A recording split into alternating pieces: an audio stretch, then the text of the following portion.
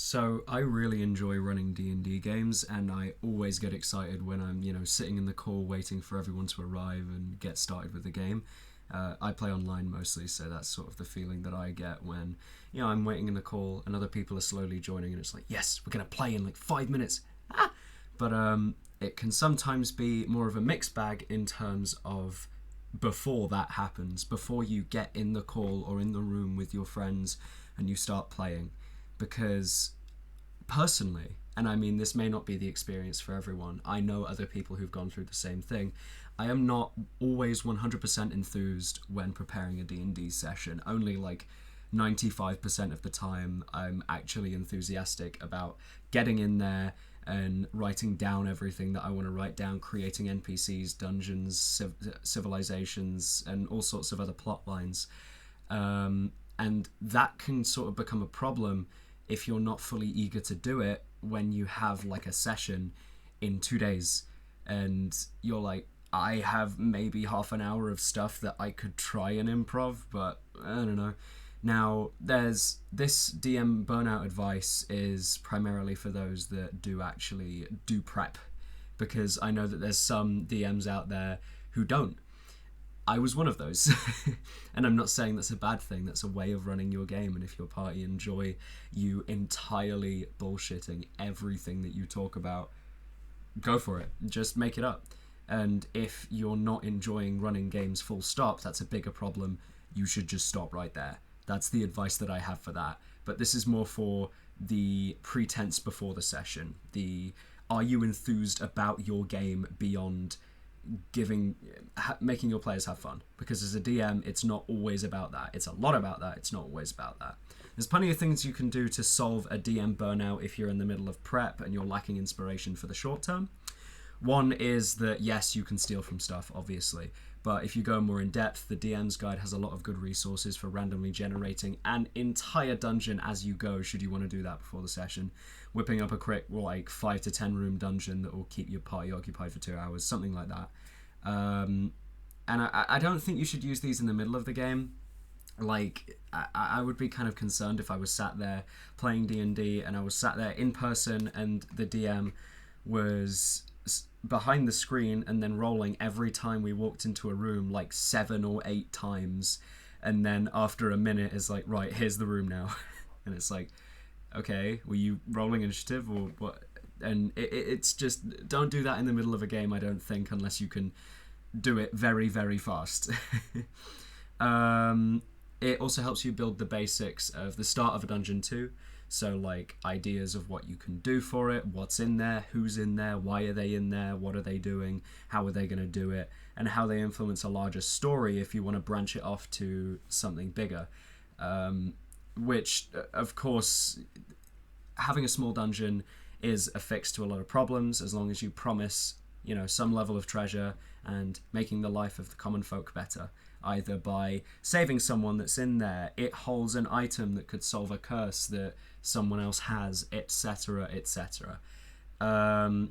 If, however, you're in the throes of a more intense, longer branching storyline that's been going on for a while, it might be trickier to do that if the party are already well on their way in the middle of the quest, if you know what I mean.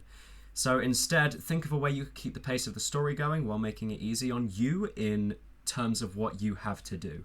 A way that I can kind of describe this is, I don't know, throw like a combat encounter at it.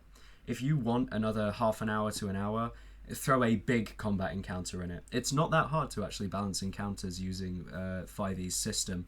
And if you just add one extra element to it, boom, another 10 minutes.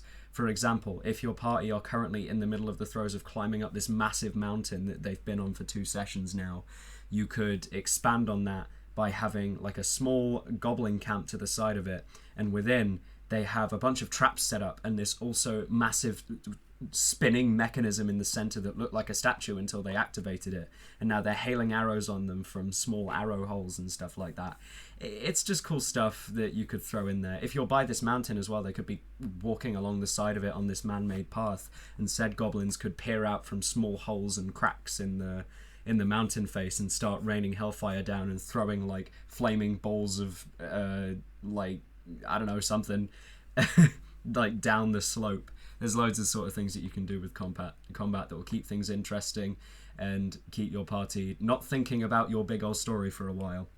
Another alternative is simply just cancelling the session if you don't feel like you're going to have enough for it that you feel comfortable running it. It sounds bad, but you can simply tell your players you aren't enjoying prep at the moment and want to take a break, at least for that week. Breaks are always good for productivity in the long term, and if too much pressure is placed on you, it isn't easy to just say, okay, I've got to do this stuff. It's going to take me like 5 hours, I think. I'm just going to not do it for 2 hours. That might sound hard, but once you do it, you should have a much higher quality game because your mindset's going to be right where you need it to be. You're probably, after 2 hours of thinking about it, going to have a lot stored up in there that you can then start from and continue to build from. You could also take a longer break, even entirely putting your campaign on hold for the duration until you feel enthusiastic about preparing things again. This may also seem like, whoa, I can't just do that. You totally can. I've done it before. I've even cancelled an entire campaign or two just because I was like, no, not vibing with it, guys. Sorry, I can't really prep for this. The idea sounded cool at the start, but now we're in it. I'm like, no, this is not fun for me. And I think that if you do that and you want to take a break and say, hey, maybe when we come back the story will shift in a different direction, but the party likely still want to stick with their group. So encourage other people to take the mantle of DM while you do this. Maybe let them run their own thing, or continue where you left off and swapping out. So, for example, if you're running up this mountain adventure and you're like, I can't do this, guys, and one of the other players is like, don't worry, maybe I'll make up what's there. You can hand that over to them. That's not unorthodox. It's just uncommon. Just handing over your campaign to someone else for a bit while you work on like the future thing that you're more enthused about. If a player doesn't step up, that's all right. Just take a break from the game entirely. But if they do, they're likely going to want to run their own thing. They probably won't want to run something that's identity is owned by you more than them. It won't feel like theirs, if you know what I mean. But yeah, if you want to take a break entirely, maybe play video games or other board games in the break with that same friend group so that you're not exactly just screwed in terms of, well, we can't play a game now. We're just going to all wallow in pity and cry. If a player can't understand that DMs do prep outside of maybe like the first hour before the session, then encourage them to try running a game once in a while and make them realize that, oh, you have to do a lot more thinking before and after the session than you realize.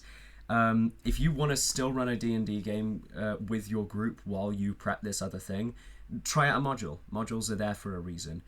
In particular, having tried out a lot of them, I can recommend, out of all of them for this sort of specific situation, Dungeon of the Mad Mage or The Adventures in Tales from the Yawning Pool, because both of them have interesting, complex dungeon layouts.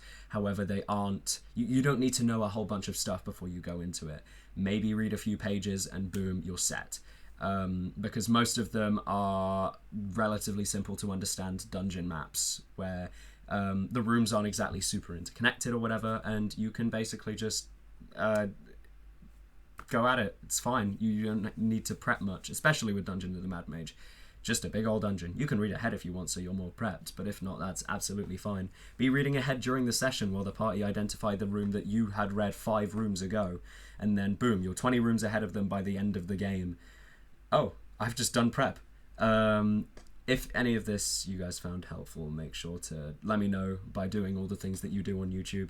Mostly commenting. I care the most about the comments, honestly. The likes and the subscribes, they help, I guess, but they don't nearly help as much as you guys actually saying, this helped me, here's another thing, let's add to the conversation. That's much better.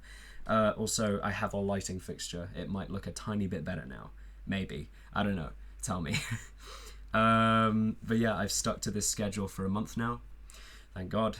It will make me want to stick to it more, and I hope you guys will stick around for what else I'm making. But yeah, see ya. Do you want to stop? Do you want maybe